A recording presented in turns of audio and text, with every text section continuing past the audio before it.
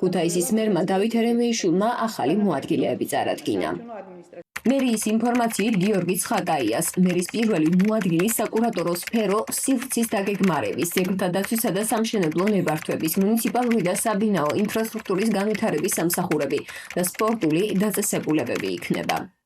შალვა მშვილდაძეს სახელმწიფო კერძო სექტორში მუშაობის მრავალწლიანი გამოცდილება აქვს. 2017-2021 წლებში იყო ბაღდადის მუნიციპალიტეტის საკრებულოს თავმჯდომარე. 2022 წლიდან დღემდე მუშაობს საქართველოს ნავთობისა და გაზის კორპორაციის ფინანსურ დეპარტამენტში. მერის მოადგილე ყურჟებას გაუწევს სოციალურ და ჯანდაცვის სფეროებს, იმერეთის დანიშნულების ადგილის მართვის ორგანიზაციას, ბაგაბაღების გაერთიანებას, კულტურულ, სახელოვნებო, საგანმანათლებლო დაწესებულებათა გაერთიანებას, საჯარო ბიბლიოთეკას და ბოტანიკურ ბაღს.